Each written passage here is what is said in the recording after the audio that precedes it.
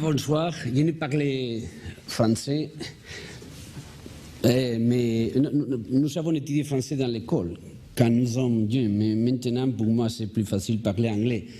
Mais nous avons très bons traducteurs. Mais je vais remercier votre invitation. Pour moi c'est un honneur d'être ici dans les cités de l'architecture de la France.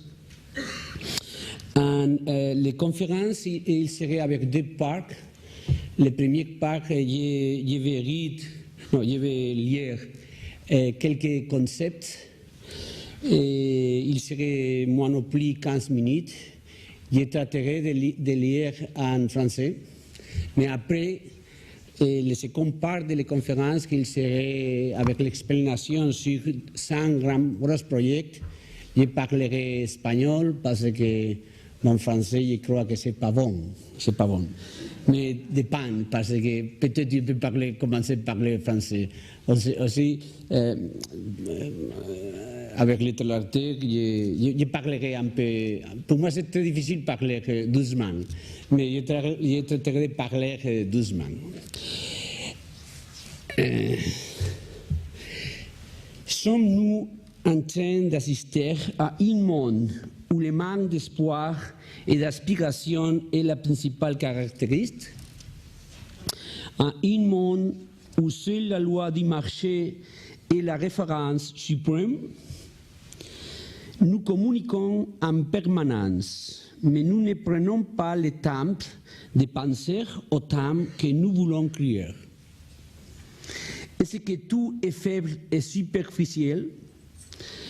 Est-ce qu'il n'existe pas la loyauté et l'architecture et le reflet de ces temps? Ne sommes-nous pas en train de créer une architecture où le paraître est plus important que l'être? C'est dans ce contexte défini par ces préoccupations qu'évolue mon architecture qui, disons-le tout de suite, prétend n'être autre qu'une réponse personnelle à un monde particulier défini par les questions qui m'intéressent et qui me préoccupent. Heureusement, il existe beaucoup de manières de faire de l'architecture de valeur. Ces réflexions ne sont autres que ma seule manière de faire, de penser et d'enseigner l'architecture. Naturellement, peuplée de contradictions, de doutes, je vais essayer de mentionner brièvement quelques questions qui me préoccupent en ce moment. Est-ce que tu comprends? Si tu ne comprends, je peux parler espagnol, peut-être les traduire. Je crois en l'architecture qui va plus loin que la simple préoccupation de l'image dérivée du marché. Durant ces dernières années, peut-être comme conséquence d'une société qui présente comme grande valeur la fin des idéologies et le triomphe du marché, nous les architectes, nous avons trop confondu l'architecture avec les simples objets architectoniques. Un objet architectonique développé dans les laboratoires est dépourvu de références, plus préoccupé par son image extérieure, par sa capacité à surprendre que par ses contenus.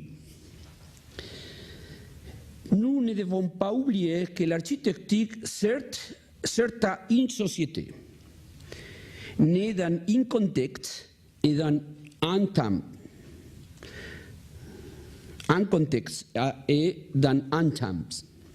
C'est pourquoi l'architecture va plus loin que l'objet. Elle est plus complexe et riche et elle ne doit jamais oublier son composant idéologique.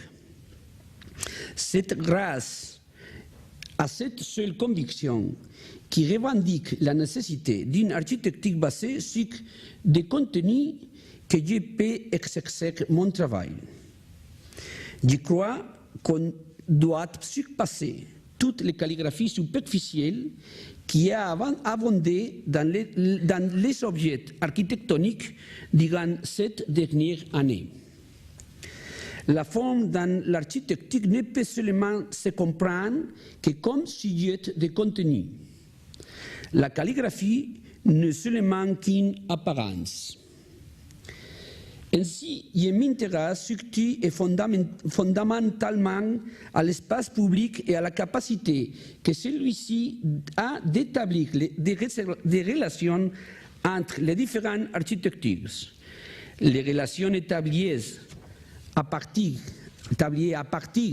de la considération et la mise en valeur de l'espace public est toujours, à mon sens, au-dessus de l'objet, puisque ce sont ces relations qui pourvoient l'architecture d'une dimension citadine, d'une dimension constructive de ville et d'une authentique valeur.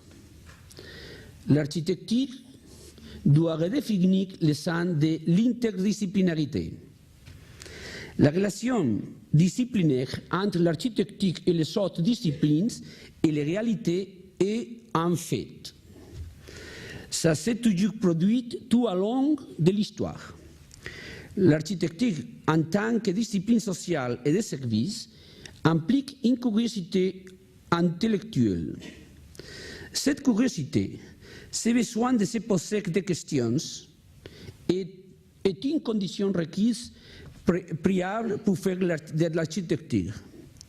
Cependant, de nos jours, peut-être comme conséquence d'une dissolution des principes, on a compris la relation interdisciplinaire comme une dissolution ou une quasi-disparition de la discipline architectonique.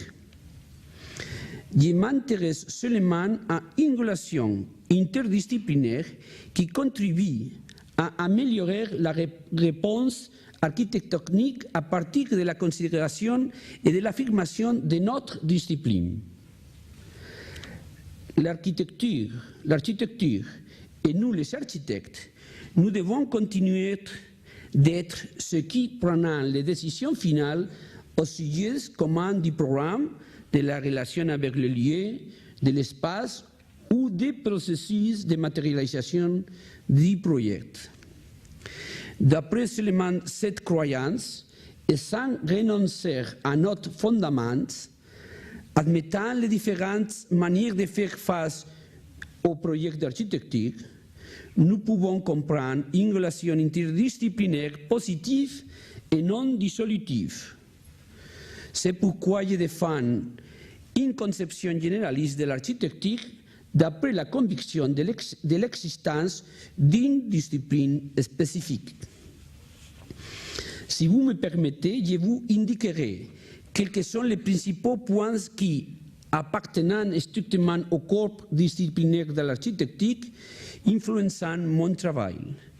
Le premier a quelque chose à voir avec le lieu et la relation avec celui-ci.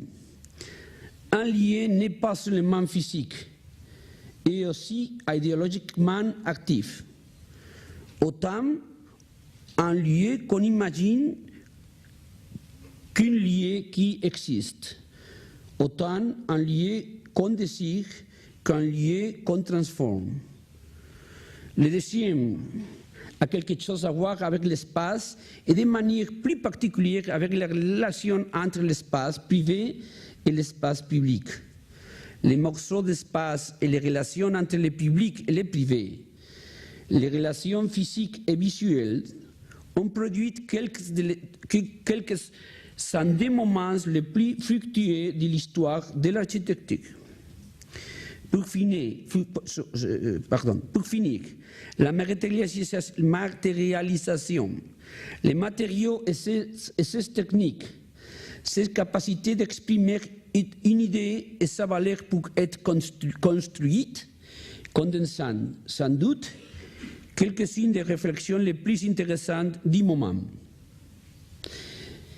Depuis ces dernières années, on a trop utilisé le terme spéculation dans l'architecture en référence à l'exercice intellectuel de l'architecture.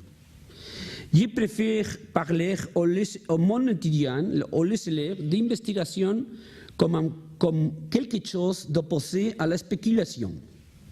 Souvent, derrière ce concept de la spéculation, il n'y a pas eu de développement, à part une architecture de calligraphie et d'image, facile et immédiate. Une architecture qui est la conséquence de l'assomption immédiate d'une série d'images et de processus géométriques faciles et répétés qui, divulgués de façon profuse, avec une coupe sur ces dates de péremption. L'investigation, par contre, implique une connaissance et une rigueur de contenu, superficialité ou densité. C'est ça l'alternative.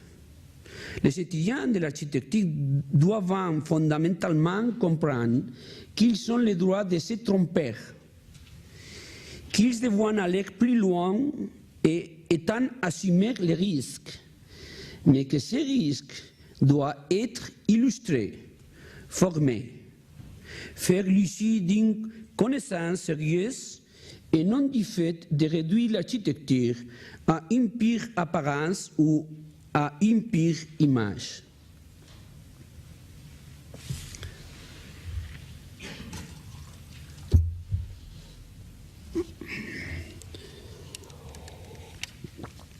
Je ne m'intéresse pas trop aux besoins d'une identité. L'identité me semble synonyme de recherche d'une image, d'un code calligraphique qui se répète indépendamment du problème et du lieu à laquelle l'architecture doit faire face. Je préfère parler d'une unité conceptuelle comme une chose qui, démontrant quelles sont les préoccupations et la manière de faire de chaque architecture, offre néanmoins un mécanisme de travail capable de comprendre les différences de chaque problème ou de chaque lieu. J'aime penser que j'ai tout le temps de faire de l'architecture, même si ce n'est pas vrai. Le temps pour faire l'architecture, et le temps pour en profiter d'elle. Le temps est le matériel le plus important pour faire l'architecture, pour la penser, pour la construire et aussi pour en profiter. Je ne connais pas encore aucun bon bâtiment qui ne s'améliore pas avec le temps. Et cependant, je connais beaucoup de bâtiments ayant apparemment beaucoup de succès qui ne supportent pas le passage du temps. Et je ne fais pas seulement référence au sens constructif, mais aussi au sens idéologique en architectonique. En termes instrumentaux, comme je l'ai déjà indiqué précédemment, je préfère penser aux sections et aux étages des bâtiments avec les maquettes qu'à leur image elle-même. L'espace intérieur aujourd'hui tellement abandonné et la relation de celui avec l'extérieur, avec l'espace public, peut aussi être compris dans les termes structurels et pas seulement dans l'apparence. Je crois en la recherche de la beauté dans l'architecture.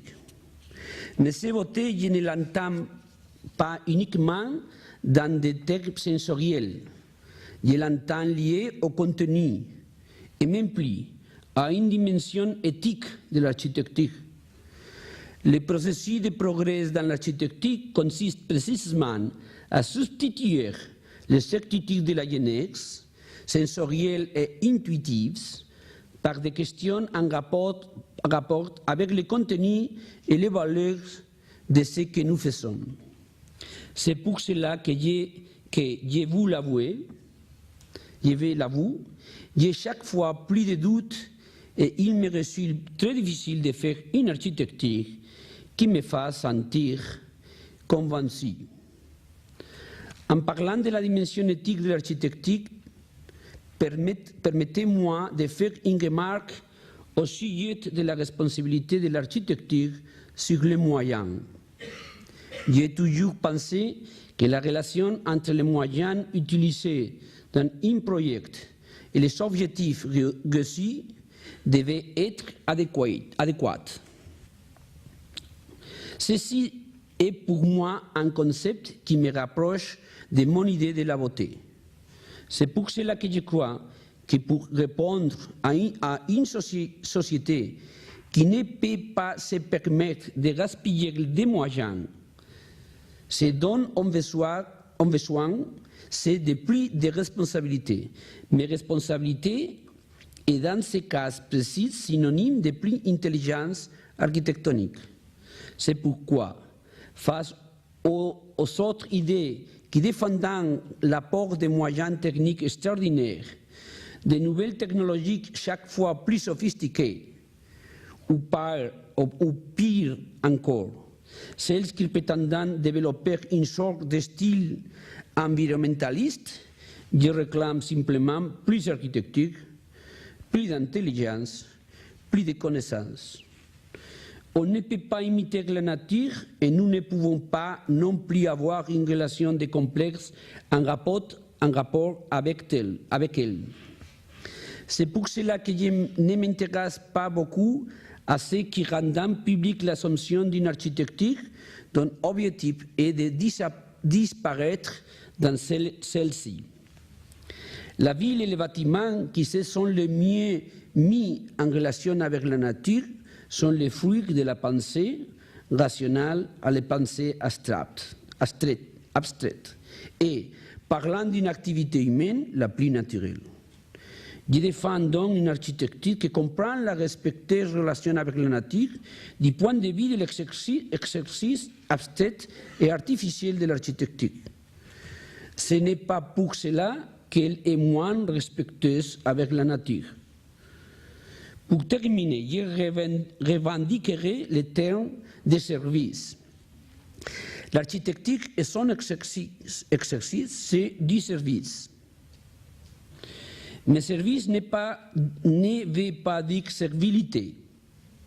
En d'autres mots, je ne crois pas en l'architecture qui est, ensemble, reflète de la société qu'elle sert.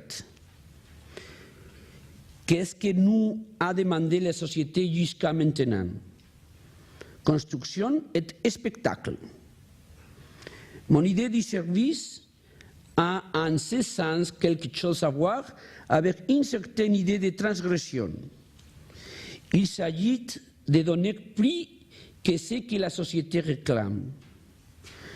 Pour cela, nous devons récupérer, comme je disais au début, dépassant l'idée que l'architecture, ce n'est seulement que faire d'objets plus ou moins beaux, la volonté d'emporter des contenus, des idées. Nous sommes heureusement face à une discipline riche et intéressante. Jamais nous n'avons eu autant de possibilités pour faire d'architecture. Jamais, sûrement, autant de jeunes architectes si bons et si bien préparés. Pour cela, vous devez être plus exigeant et sélectif.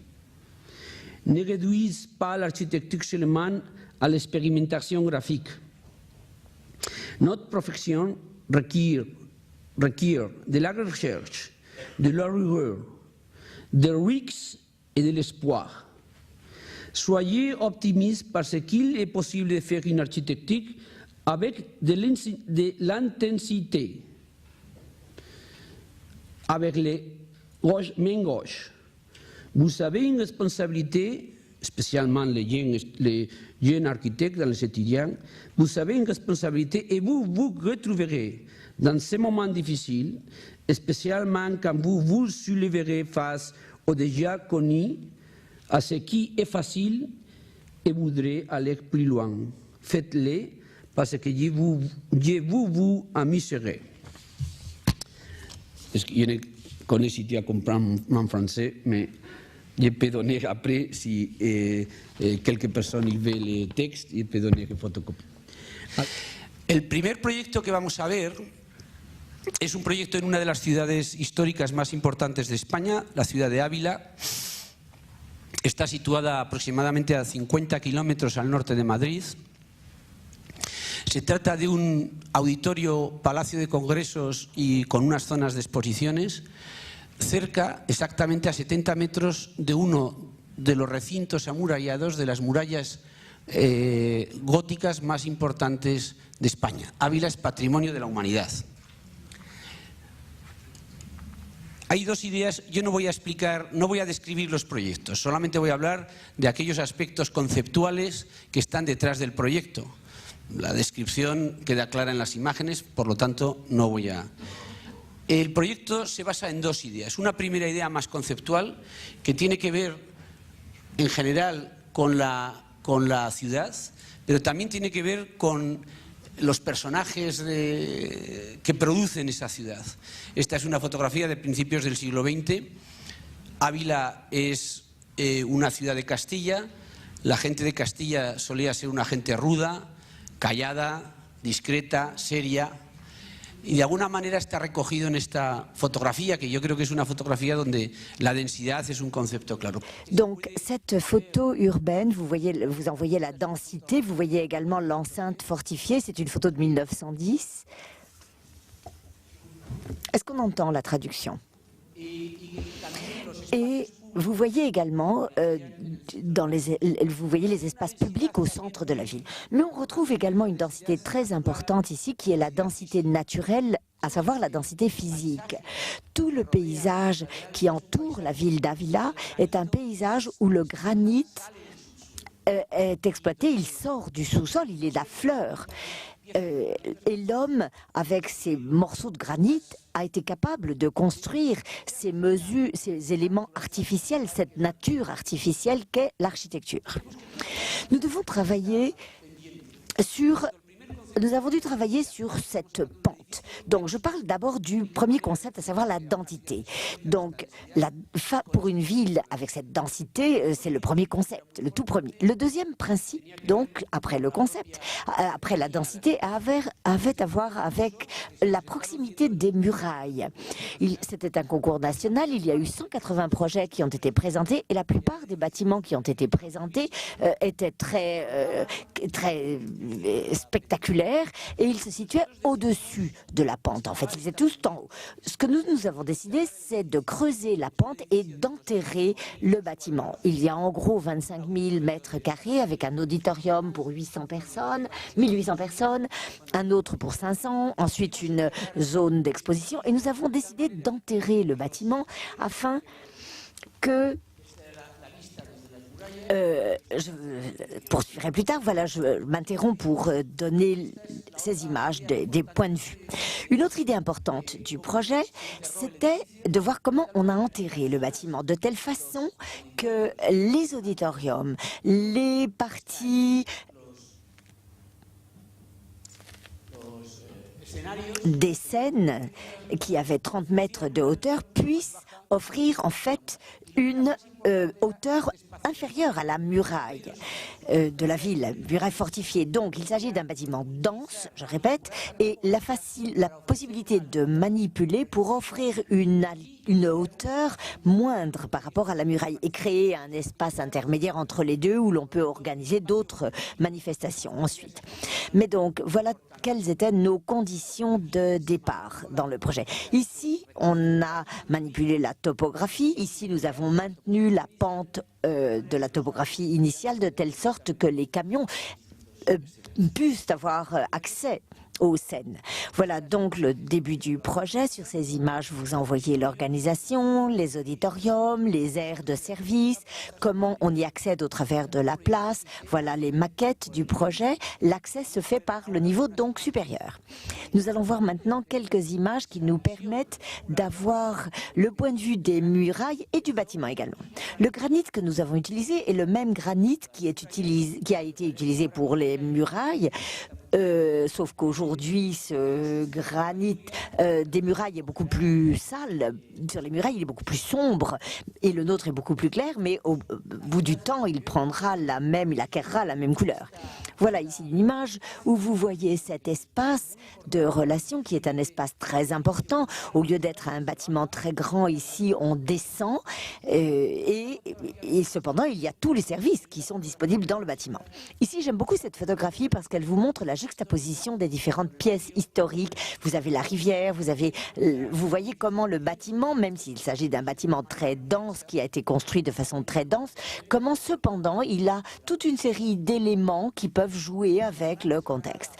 Ici, vous voyez l'esplanade, la place de l'accès, où on organise différentes activités avant d'arriver aux auditoriums, surtout pendant l'été d'ailleurs, et à l'intérieur, les grands espaces des vestibules avant d'accéder aux auditoriums qui disparaissent dans les limites, et les murailles finissent par être véritablement le seul cadre que vous voyez. Quand les rois d'Espagne, le roi et la reine sont allés inaugurer le bâtiment, la reine a été enchantée. Elle a trouvé formidable de voir la façade disparaître et que le bout du bâtiment, en fait, ce sont les véritables murailles fortifiées. Et la reine l'a parfaitement compris. La lumière est un élément très important. La lumière, il y a 4 niveaux.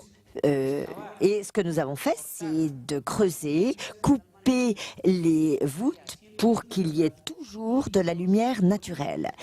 Et les volumes des auditoriums ont été revêtus d'un verre avec un miroir en arrière, ce qui fait que le résultat est une texture comme un diamant. Ça ne brille pas, c'est mat, mais ce qui est plus important, c'est que cela reflète à 100% la lumière qui arrive jusqu'aux étages inférieurs. Voici un des auditoriums. On y accède donc par le haut, on descend vers la scène de l'auditorium. Ici, vous avez un point de vue depuis la muraille. Vous voyez que, naturellement, tout a été construit avec le même granit dans ce bâtiment dense. Et vous voyez ici des coupes dans les volumes, de façon que la lumière glisse jusqu'au niveau inférieur. Ici, vous pouvez voir comment la lumière entre. Vous voyez ici les niveaux d'accès. Toujours, il s'agit toujours d'une lumière qui n'est jamais directe, qui glisse le long des murs, et on utilise donc les murs, les parois des différents murs du bâtiment comme des éléments réfléchissant cette lumière et transportant en quelque sorte cette lumière. Même s'il s'agit d'une ville relativement sombre parce qu'il pleut, il y neige, nous n'avons eu aucun problème de lumière. La lumière est tout à fait abondante. Vous voyez voir les différentes coupes ici des façades, de sorte que la lumière entre toujours.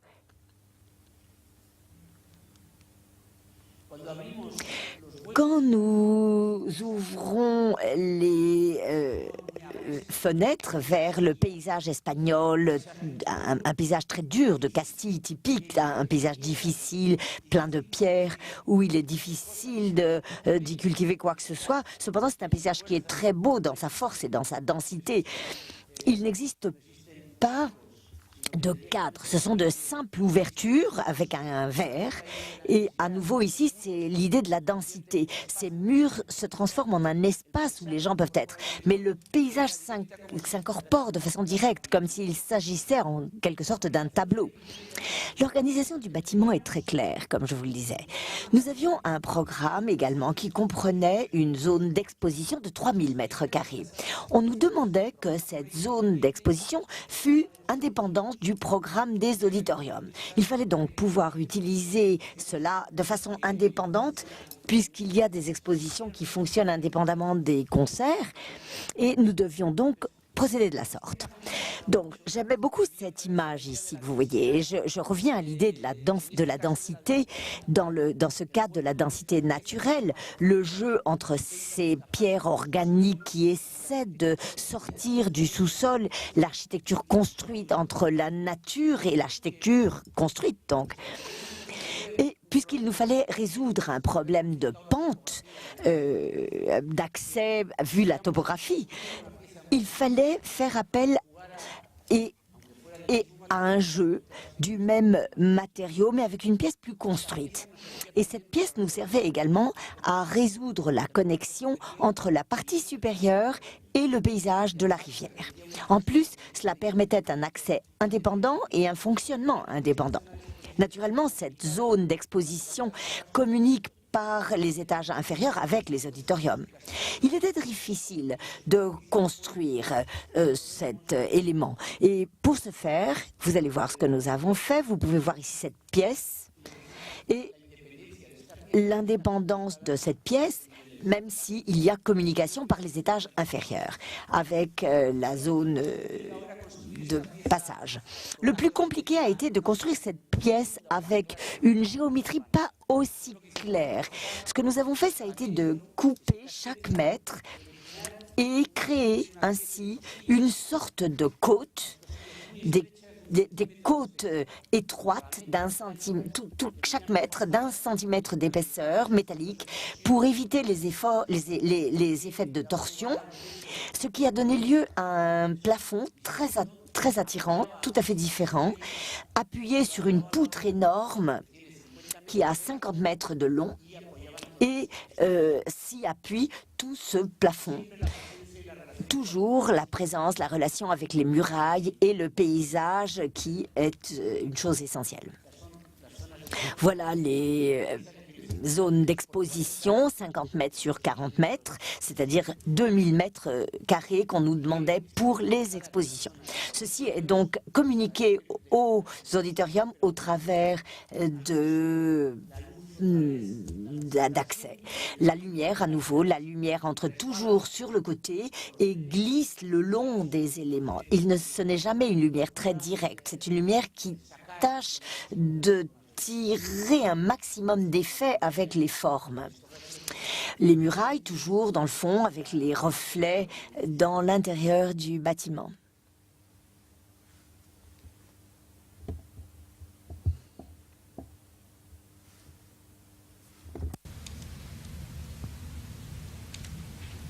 Bien, el siguiente proyecto de los 5... Je vais vous montrer maintenant le second projet, des 5 projets que je vais vous montrer. C'est un projet beaucoup plus petit. Ici, c'est un bâtiment relativement petit. Nous avons en gros 6000 mètres ici. C'est un complexe aquatique, c'est un centre sportif pour une université au nord-ouest d'Espagne, en Galice. Il devait y avoir plusieurs piscines, il devait y avoir un gymnase également dans ce projet. Le recteur de l'université a été en contact avec nous, c'est à Ourense, donc c'est une ville du nord-ouest de Galice.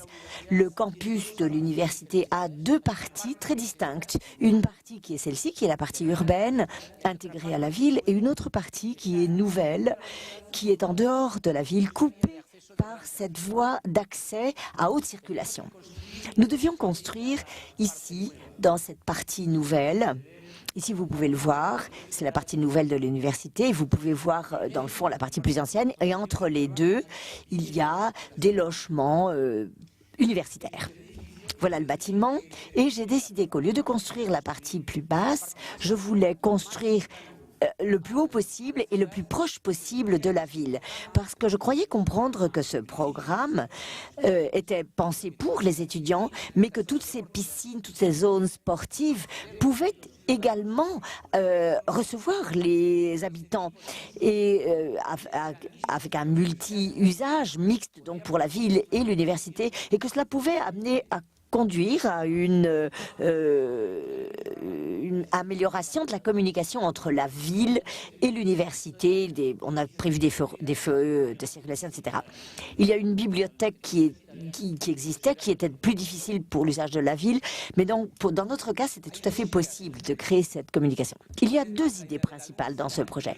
La lumière et la toiture, qui est un élément fondamental, et la seconde était l'idée de transformer ce bâtiment en une sorte de transfert de bâtiment, un bâtiment qui va transférer les flux qui viennent de la ville depuis le haut vers le campus, vers le bas. Donc le bâtiment devient une sorte de grande plateforme, une plainte qui contient les différentes installations pour les piscines et au-dessus une toiture qui reçoit 50 mètres de lumière indépendante avec les piliers que nous devions voir et également l'entrée de la lumière, puisque dans les parties pour les parties surtout qui sont le plus éloignées du périmètre. Donc le bâtiment se présente avec cette base, cette fondation, et avec un mirador pour regarder la ville. Ici, c'est une vue vers les bâtiments d'en face, et vous voyez comment toute l'importance. Je dis que toujours pour mes élèves que la toiture est très importante, non seulement parce que c'est une façade en quelque sorte, mais parce que la toiture a une grande traduction dans les valeurs de l'espace et dans l'organisation propre du bâtiment. Donc, en fait, le bâtiment, c'est par la toiture que l'on résout toutes les questions de lumière, des grandes structures qui s'appuient sur les piliers. Ici, vous avez un porte-à-faux, et ce porte-à-faux, du porte-à-faux par une dalle à nouveau, les façades autour. Ici, vous avez la lumière qui entre à nouveau. Les citoyens accèdent par là et entrent directement et vont directement vers les piscines. Voilà l'accès. Voilà la vue de cette piscine. C'est un grand balcon vers l'université. Voilà la base des piscines. Voici ici la partie où les étudiants et étudiantes peuvent voir tous ceux qui sont en train de travailler dans la bibliothèque. Ici, vous avez la zone des gymnases, etc.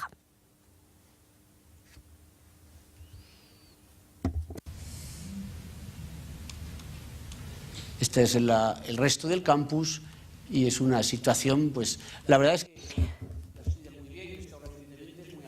c'est très agréable, c'est très bien entretenu. Vous voyez la lumière ici. Ici, nous avons 50 mètres de lumière et cela nous permet ici. Ici, vous voyez comment les poutres s'appuient à une extrémité et que ceci est en porte-à-faux. Et là, la géométrie change. Et d'ici,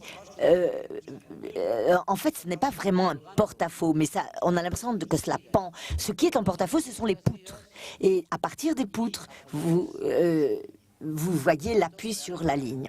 Donc, en fait, la toiture et cette idée de faire une grande fondation sur laquelle va se tenir le bâtiment a été une idée essentielle dans ce projet.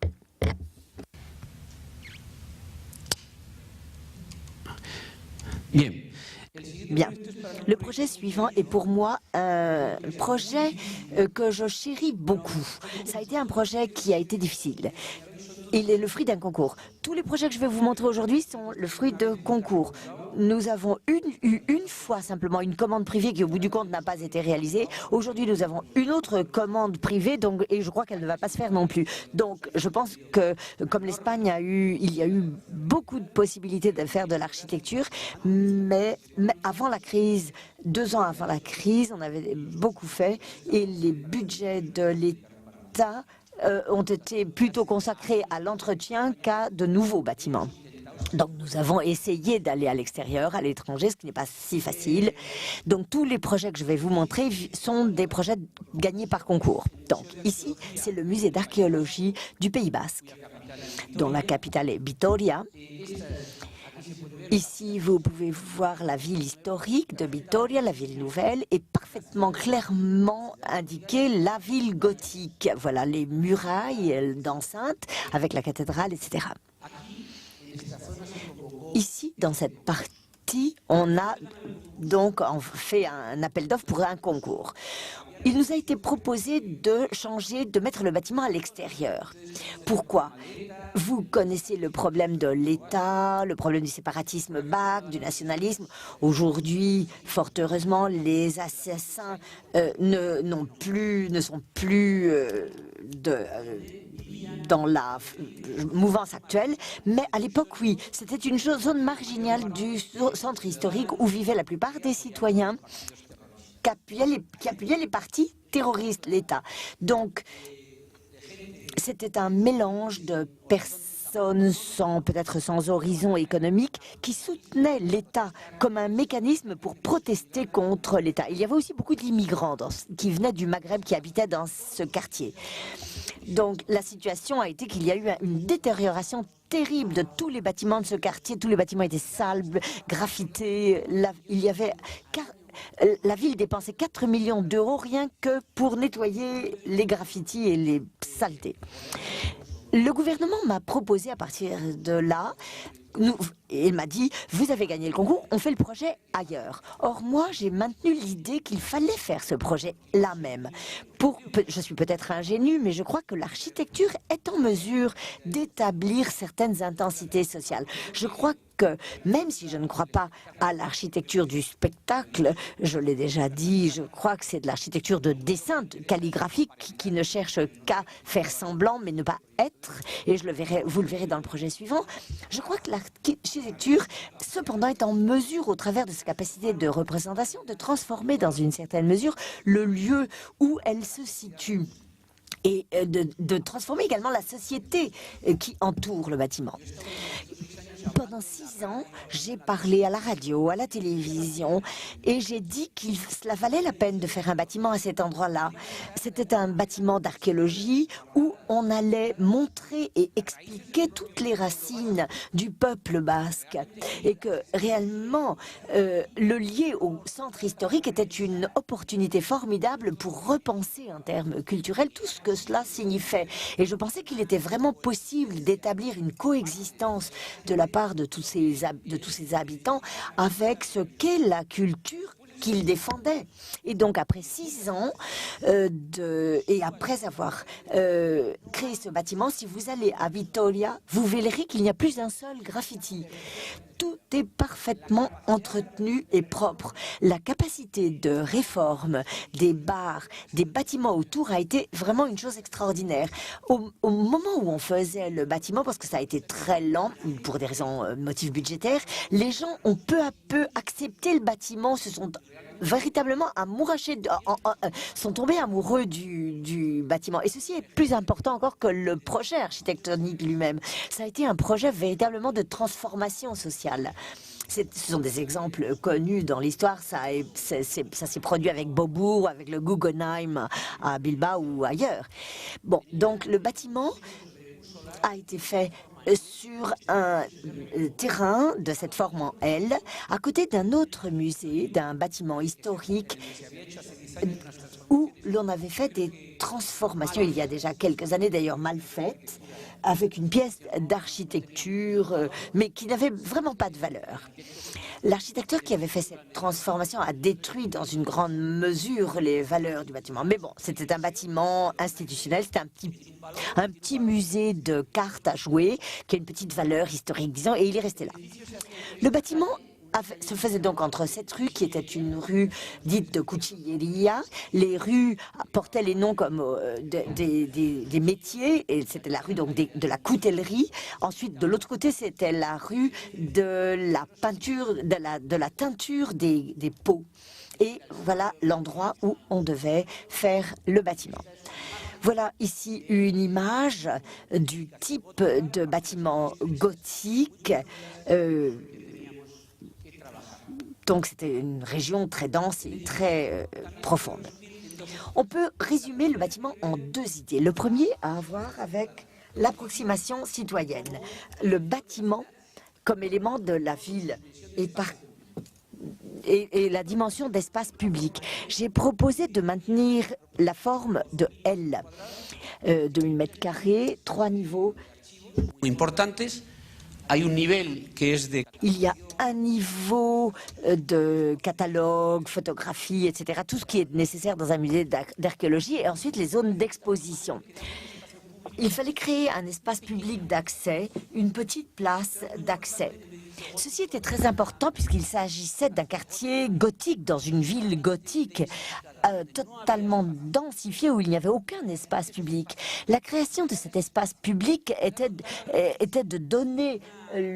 doter le bâtiment d'une capacité de représentation en accord avec l'institution qui allait être celle du bâtiment, l'archéologie. Mais en plus, cela nous permettait de maintenir les distances avec l'autre musée.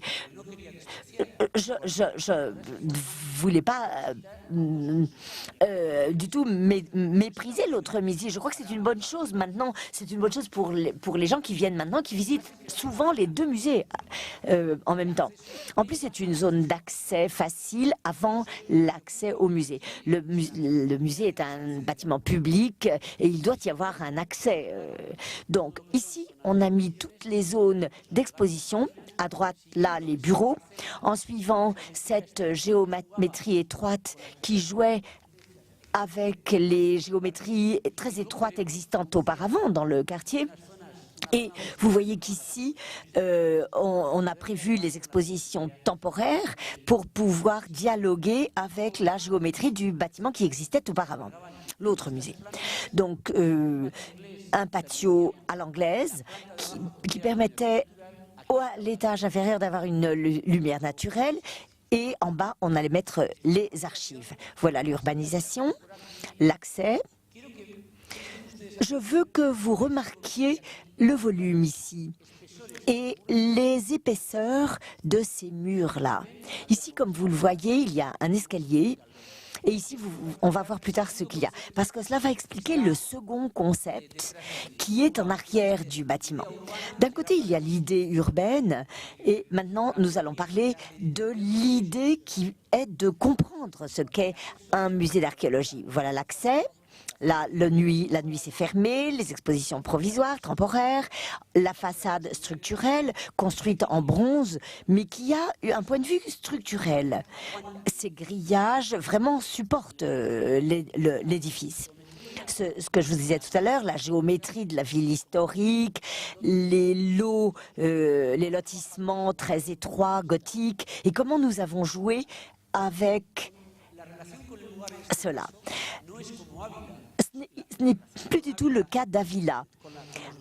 À Avila, les murailles avaient un rapport avec le musée qui était un rapport très formel, officiel, mais c'était également une façon idéologique de comprendre l'évolution de la ville.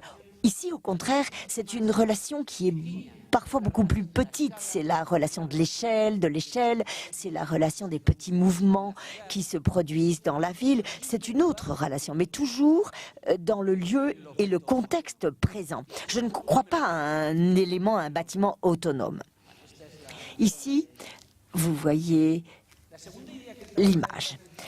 La seconde idée en arrière de ce projet a à voir avec ce qu'est un musée d'archéologie. Quel est le matériau le plus important pour l'archéologie? Eh bien, le matériau le plus important, c'est le temps. Ce ne sont pas les matériaux trouvés, ce n'est pas la terre cuite ni le bronze, c'est le temps. C'est le temps qui transforme quelque chose en un objet d'archéologie. Mais bien entendu, il est très difficile de représenter le temps. On peut représenter d'autres concepts plus faciles à représenter peut-être que le temps, mais qui ont à voir avec l'archéologie, c'est la découverte du passé, c'est la lumière. L'obscurité qui représente ce qu'on découvre et la lumière qui arrive ensuite. Et cela est la découverte de l'archéologie et c'est la lumière qui met en valeur la découverte archéologique. Donc l'idée a été de faire un grand coffre. J'ai utilisé l'image d'un coffre, donc très dense, avec deux murs très épais, de 3 mètres et 3 mètres. L'un contient les escaliers et l'autre mur contient tout ce qui est nécessaire pour les expositions. Une autre chose que j'ai négociée avec le gouvernement, c'était que je ne voulais pas faire le bâtiment et qu'ensuite quelqu'un vienne me dire comment on allait mettre les expositions à l'intérieur. Non, j'ai dit que si je contrôlais le bâtiment, je contrôlais également les expositions avec la directrice du lycée, une femme très brillante de qui j'ai beaucoup appris. Donc, comme vous le savez, également, le musée d'archéologie, doit avoir des conditions thermiques, d'humidité, d'hygrométrie, d'illumination extrêmement spécifiques. Il faut contrôler tout cela de façon continuelle. Donc, il est nécessaire d'avoir une grande quantité d'installations pour ces pièces. Et je voulais que cela soit résolu d'une façon naturelle. Et donc, les vitrines pour les expositions ainsi que les installations, parce qu'on peut visiter en arrière, ici, toutes les installations passent par là et on peut arriver à chacune des vitrines. Par le mur. Voilà donc un élément très fermé, très massif. Ces ouvertures expriment la densité des murs, mais aussi ils s'ouvrent à des moments très ponctuels parce que à partir de ces murs, on peut voir la cathédrale, on peut voir un bâtiment très joli, parce que la ville historique est aussi de l'archéologie. Et par conséquent, dans la mesure où tous ces murs contiennent les vitrines, eh bien, de temps en temps, il y a une ouverture comme celle-ci pour expliquer également que la ville également sait de l'archéologie et que l'histoire en elle-même, que l'archéologie ne termine pas, qu'en plus c'est une archéologie en évolution. Bien, tout a été construit en bronze. Las lamas estas de bronce, que como ven son unas lamas profundas, esto lo hice primero porque daba sombras y porque cualificaba la textura del muro. De façon très astucieuse, on mettait des panneaux. Si on mettait des panneaux, les terroristes auraient pu les casser, les briser. Donc, ça ne les intéressait pas de peindre parce que ça n'était pas lisible. Donc cela permettait de l'entrée de la lumière dans toutes les zones de catalogue, de recherche, etc. Le matériau, ce qu'on a utilisé, c'est le cèdre et le bronze. Voilà les espaces intérieurs d'exposition, l'escalier dont je vous parlais, qui établit une communication entre les espaces et en plus un escalier qui est ouvert vers la zone d'accès, de telle sorte que depuis la zone d'accès, on voit comment on parcourt l'escalier pour arriver jusqu'aux zones d'exposition, l'accès vers les zones d'exposition, etc. Voilà l'intérieur. L'intérieur, cette idée de la lumière était représentée en coupant tous les étages par des prismes de lumière. Je reviens en arrière. Si vous voyez ici cette image, ces prismes sont inclinés pour qu'ils présentent ce caractère plus autonome, pour qu'ils ne dépendent pas de la structure. Ils sont donc inclinés pour qu'on comprenne bien que le temps est une autre pièce d'exposition de la même façon que les vitrines que vous pouvez voir là sur le côté. Ici, vous voyez comment on arrive par l'arrière et les murs de l'entretien sont là pour l'entretien des vitrines. Mais la lumière est également un autre matériau très archéologique. Et cela, pendant la lumière, on les illumine on les éclaire la nuit et le jour, bien entendu, c'est la lumière naturelle. Voilà le patio qui permettait que toutes les installations et la bibliothèque aient également une lumière naturelle. Voilà la vue de nuit. Vous voyez les nuances de ce bronze qui est un matériau très attirant. J'utilise toujours des matériaux naturels. Pourquoi? Eh bien, à nouveau, pour la question du temps. Il y a des matériaux que je peux transformer et manipuler. Ceci est très important. J'affirme toujours que je ne parle pas de construction, que je parle de matériaux. Les solutions de construction qu'on trouve dans les magazines commerciaux ne m'intéressent pas, c'est déjà fait. Il n'y a aucune capacité de l'architecte de pouvoir y dialoguer avec les matériaux, pour le manipuler, le travailler, pour être à l'aise avec ce matériau. Les écoles d'architecture n'ont plus de cours d'atelier. Les élèves ne vont plus aux ateliers. Ils ne savent pas ce qu'est une menuiserie, un endroit où on peut plier les métaux. Et cela est fantastique. C'est là où on ne peut pas laisser cette matérialité de l'architecture qui est une partie si belle de notre métier. Et j'aime parler des matériaux que je transforme plus que des détails de construction qu'on peut retrouver dans les catalogues et les magazines. Je préfère parler de la technique de la manipulation du matériau que de la technologie. Je crois que c'est là un thème fondamental. Pour cela, j'utilise justement des matériaux que je peux transformer, que je peux toucher. Et de fait, le projet suivant, qui est le pavillon de l'Espagne pour l'exposition de Saragosse, est un exemple très clair. La représentation. Y permítanme... Si vous me permettez, je vais vous expliquer encore les deux idées sous-jacentes dans ce projet, beaucoup plus que le projet lui-même. Ici, c'est l'exposition internationale à Saragosse et avait comme sujet l'eau. L'eau. Bon, vous n'avez pas de problèmes en France, mais en Espagne, il y a des problèmes d'eau. S'il ne pleut pas, nous avons des carences en matière d'eau. Et l'eau, c'est un rapport avec le milieu. Lorsque nous étions invités à ces concours, il y avait deux idées qui vraiment me préoccupaient beaucoup. Et je ne savais pas par où commencer. C'est-à-dire, l'idée que j'ai avec le rapport avec les milieux, avec les lieux et cette architecture environnementale de nos jours. Et l'idée que je me faisais de mon propre pays. Et l'Espagne était le pays hôte, il allait être représenté par ces pavillons. Mais en Espagne, vraiment, c'était une sorte de culture des nouveaux riches. Une chose que nous avons dit depuis des années. Moi, je disais, nous sommes en train de perdre les racines d'une architecture magnifique qui est la nôtre. Les architectes des années 60, lorsqu'il y avait la dictature, il n'y avait pas de liberté, il n'y avait pas de liberté d'expression, il n'y avait pas de culture. Parce que Franco ne dépensait pas un sou pour la culture. Il n'y avait pas de fer, parce que nous avons peu de fer et on n'importait pas. Des architectes espagnols de l'époque des années 60 étaient extraordinaires avec des briques, avec de la terre cuite, avec du bois. Ils ont fait des choses extraordinaires, mais très modernes en plus, de toute l'histoire. Ils n'ont pas eu peur. Ils se sont enrichis parce qu'ils étaient intelligents, parce qu'ils ont été capables d'utiliser ce qu'il y avait en eux, c'est-à-dire l'intelligence. Les dernières années, les architectes espagnols, nous avons simplement utilisé ce que j'appelle des calligraphies qui dépendaient des techniques qui venaient de l'extérieur. Pourquoi? Parce qu'on était riches, on pouvait tout faire. Et nous avons perdu ainsi cet esprit parce qu'on est intelligent. C'est ça qui est important et pas parce qu'on a de l'argent.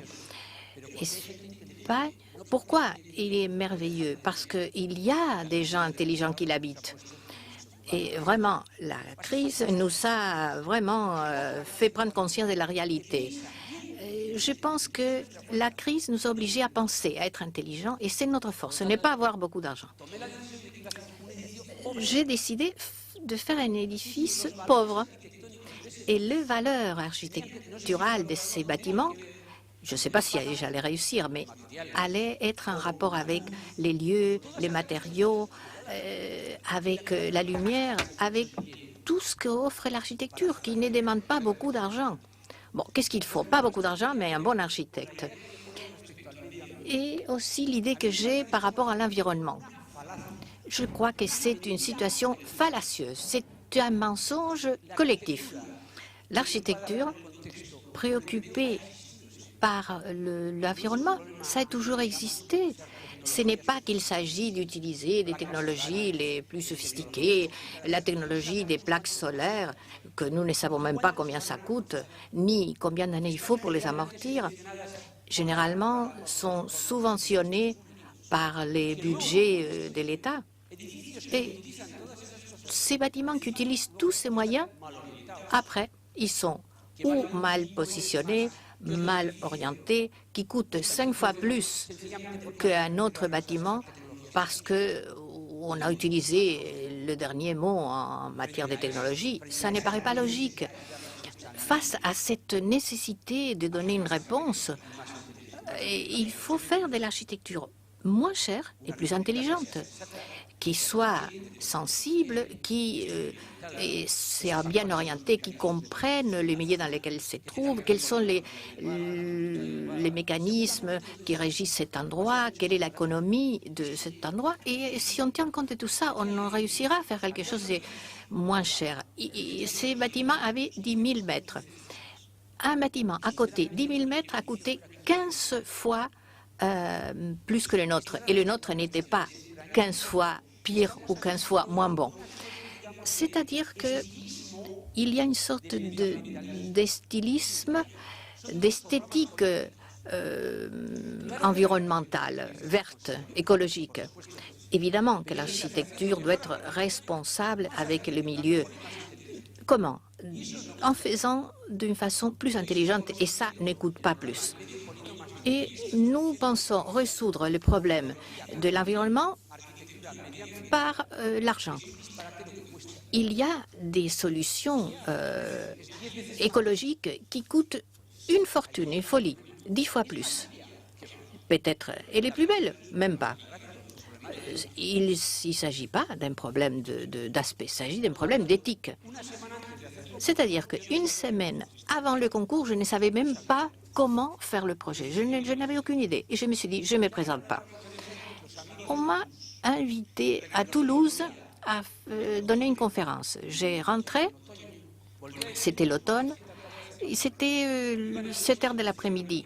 J'étais en voiture et un ami conduisait et j'ai vu un bois superbe avec une lumière qui descendait et cette lumière traversait le bois. Elle glissait dans les troncs des arbres et je me suis dit, c'est ça la solution, c'est ça la solution. Je ne crois pas à une métaphore pour expliquer un projet. La métaphore, comme autre type de réflexion, peut servir de base à un projet. Mais je crois dans le développement, dans les processus de construction. Mais tout ceci nous ramène à l'ordre, à la géométrie et les effets spacieux, la réalité d'un bois, la lumière, comment elle rentre, les nuances. Dans un bois, on rentre et on en sort. Et un pavillon, vraiment, c'est un endroit où les gens rentrent et sortent. 4 millions de personnes dans cette expo. C'est l'espace dans son sens le plus primaire. Un bois, c'est un écosystème qui fonctionne bien. Il y a le sol est humide, il y a de l'énergie, il y a de l'ombre. Et à Saragosse, il faisait 45 degrés l'été. J'ai décidé d'aller faire un bois. Le terrain, vraiment, n'avait pas une géométrie très bien définie. Ce n'est pas une ville, c'est des objets indépendants, dispersés. Et ça, c'est la photo qui a fait que je gagne le concours, parce que je suis retournée à Toulouse. J'ai dit, j'ai une idée, je n'ai pas eu le temps de préparer tout. Et j'ai dit, bon, je vais faire un bois avec quelques boîtes dedans où on va faire les expositions. C'est tout. Et ainsi, avec ces 2 idées, c'est tout. Voilà le projet. C'est une surface d'eau avec 750 piliers et au milieu se trouvent les endroits prévus pour les expositions. Il n'y a aucune structure et le bâtiment, nous sommes en train de le transformer dans un institut de recherche qui s'adapte parfaitement parce que vraiment, on peut dire qu'il n'y a pas de structure. On a posé ces piliers et les poutres, c'était très étroit parce qu'il y en avait beaucoup de piliers.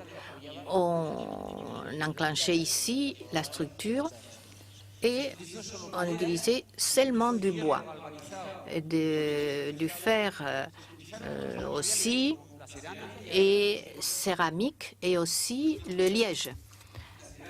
La céramique, c'est simplement la terre cuite, la plus modeste, la moins chère.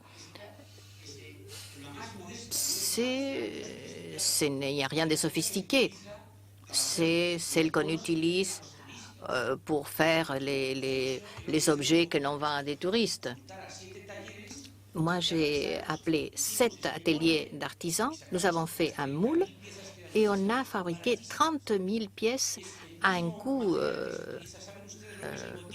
Vous savez ce que c'est, cet récipient qu'on utilise pour boire de l'eau? Bon, je ne sais pas très bien comment dire en français. C'est une sorte de gourde. On le remplit d'eau. C'est-à-dire que l'eau s'évapore et cette évaporation maintient l'eau qui est dedans frais. Et nous faisons monter l'eau qui était dans cette piscine où avec l'eau de la pluie, on laissait glisser l'eau entre les piliers et la céramique. Ça, c'était humide et pendant la nuit, ça s'évaporait. Ça baissait la température de 6 degrés centigrades. Et on a fait des économies en climatisation, beaucoup. On a économisé, n'oubliez pas qu'il y avait 4 millions de personnes qui sont passées, des visiteurs. on économisait 4 heures par jour. Bon, c'est les matériaux les plus pauvres, les plus simples et les plus beaux. Ceux qui ont utilisé, ils ont été cuits, cette terre et cette glaise, à différentes températures pour avoir des différentes couleurs. Voilà le pavillon. C'est la réalité d'un pays qui est capable de se refaire. Pas parce qu'il a beaucoup d'argent, c'était les moins chers et les plus visités. En utilisant des matériaux existants, l'intelligence architecturale, la sensibilité architecturale n'a pas de limites. Pourquoi nous engage-t-on? Parce que nous construisons bien? Non, ça c'est les entreprises de bâtiments. Pourquoi? Parce que nous avons apporté une valeur ajoutée, notre sensibilité, notre intelligence. Voilà le projet. Voilà les boîtes, les caissons qui constituaient. Bon, vraiment, les concepts de base, je pense que vous avez tous compris. L'eau était très importante, les reflets de l'eau, c'était les sujets de l'expo. Comment y changer à la tombée du soleil. L'accès, c'était toujours à travers l'eau. Il n'y avait pas un accès direct. Toujours, il fallait passer par ces grandes colonnes. Nous avons utilisé le liège que l'on utilise pour le bouchon des bouteilles de vin. Nous avons utilisé ces lièges noirs dans le sud-ouest d'Espagne, était en faillite parce qu'on utilise d'autres matériaux pour le bouchon, mais nous avons continué à utiliser et l'utilisons pour les façades. 15 cm, comme si c'était de la pierre, sur une plaque métallique. C'est pas cher du tout. Ça a une absorption du bruit acoustiquement et thermiquement est très performant et a transformé une industrie qui était en faillite, comme je dis, et qui maintenant s'occupe de l'industrie de la construction, du bâtiment en général. Les portes, il y avait des portes 15 mètres, mais dans un pavillon, on rentre, les rois ont ouvert ces portes et c'était symbolique et sont restées comme ça, ouvertes. Voilà ces parcours. Lorsque l'on passe dans les différents niveaux et les volumes vitrés, il n'y a pas de limites. Parce que vraiment, quand il y a des frontières, des limites, on se sent vraiment contraint de faire certaines choses. Là, il n'y a pas de limite, c'est des simples boîtes. On a utilisé la céramique, le bois, comme j'ai dit, des matériaux très modestes. Este era el despacho real, que yo recuerdo que venía el rey. Bon, je vais vous raconter une anecdote. Le roi, le jour de l'inauguration, il avait passé par le pont des Sahahadi. Il me dit, Pachi, j'ai eu peur, parce qu'il s'agit d'un pont où on ne voit pas le fleuve. Il est sombre. Mais bien sûr, je ne sais pas, j'ai pensé que j'allais être victime d'un kidnapping ou d'un coup d'État. Mais on ne voit pas non plus l'exposition.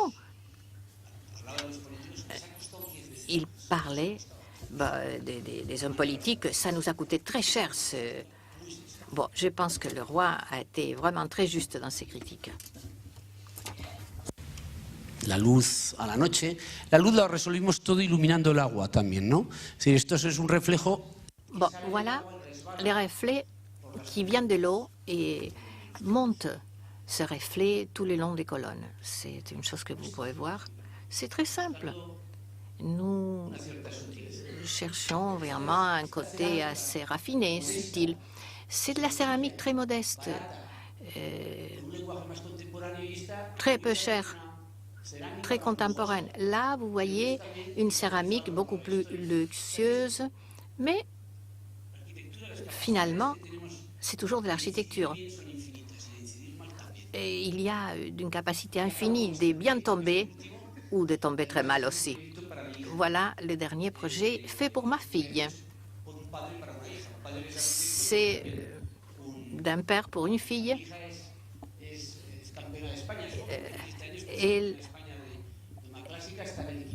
Elle est championne olympique. Elles font partie de cette équipe olympique en équitation.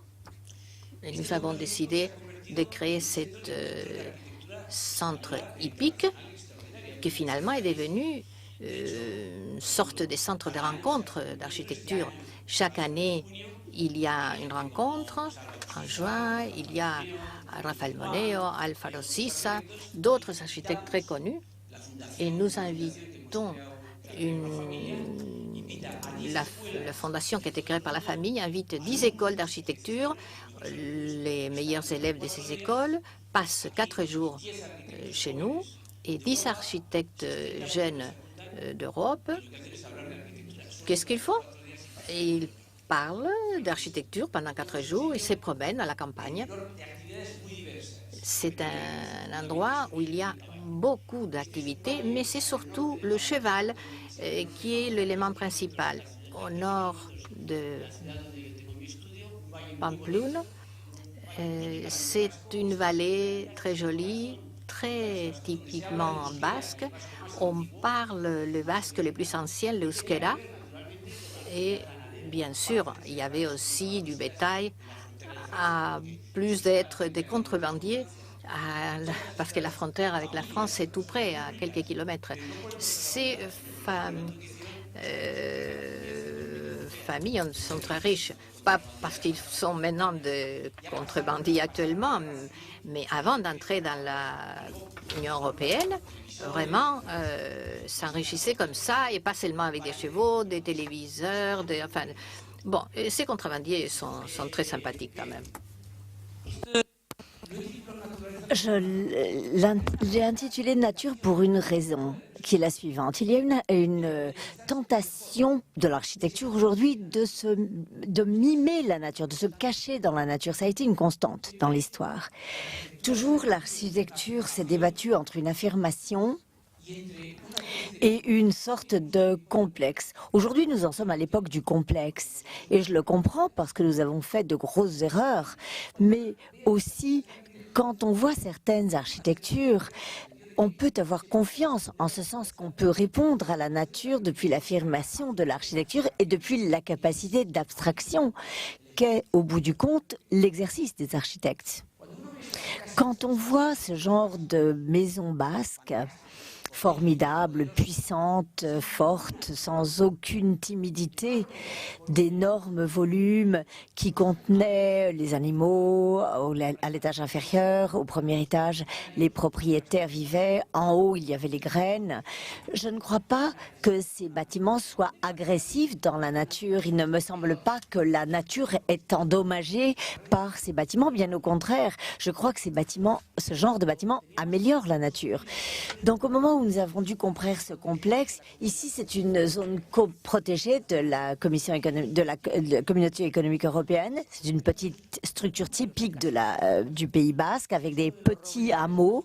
Et ici vous avez une énorme forêt de chênes. Mais toute la vallée est en fait un parc naturel. Et de fait, nous avons dû obtenir le permis de la Communauté économique européenne pour pouvoir construire ce projet d'équitation. Voilà le projet de ce haras. Rappelez-vous des maisons que nous avions vues. J'avais décidé que j'allais faire une maison pareille, une maison grande, dense, avec une toiture et avec même chose, les éléments typiques propres de l'architecture basque, mais élaborés à partir des nouveautés de l'époque. D'un côté, nous avions une structure qui venait du besoin de faire une grande piste couverte, une piste olympique, et cela déterminait donc la taille de la structure. Par ailleurs, nous avions besoin des étables ou des écuries.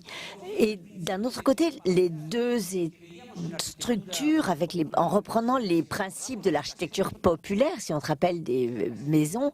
Ici, vous voyez que ce bâtiment abrite tout. Donc ici, l'idée, c'est la même. C'est-à-dire que la toiture se prolonge et contient une maison, les lieux de rencontre de l'architecture, et l'autre structure à côté, plus petite, se prolonge également avec d'autres logements, le gardien, les tracteurs, etc. Mais on n'y voit pas d'éléments dispersés. Le plus important, c'est l'affirmation de ce grand volume, de ce côté compact par rapport à la nature. Voilà le programme. Ici, vous avez la structure déterminée par la piste. Vous voyez les lieux de rencontre de l'architecture, les logements, puis les écuries qui permettent d'obtenir ce projet qui est très très simple finalement. Ensuite, il faut élaborer certains éléments en jouant simplement avec les proportions. C'est-à-dire qu'il nous a fallu élaborer un langage qui existait déjà dans cette vallée. Les matériaux utilisés, toujours une tôle d'aluminium et du bois de chêne, de la partie qui correspond de l'exploitation communautaire, disons, de la vallée. Vous voyez ma fille ici, Laura, bien sûr. Et ici, les rencontres d'architecture. Ici, il y a un logement, des logements pour invités également. Certains montent à cheval, il y a l'équipe olympique, nous faisons de l'architecture, on peut parcourir ces vallées formidables. Et tout ceci a été construit avec beaucoup de simplicité, comme on le faisait autrefois dans la vallée.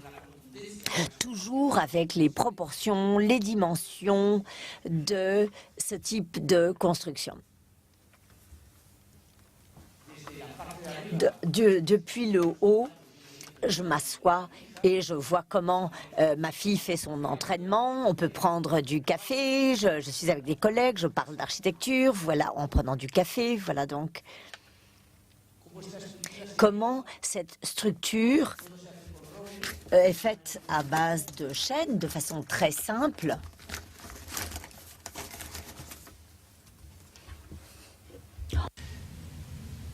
Y como esta pieza, como necesitábamos aquí.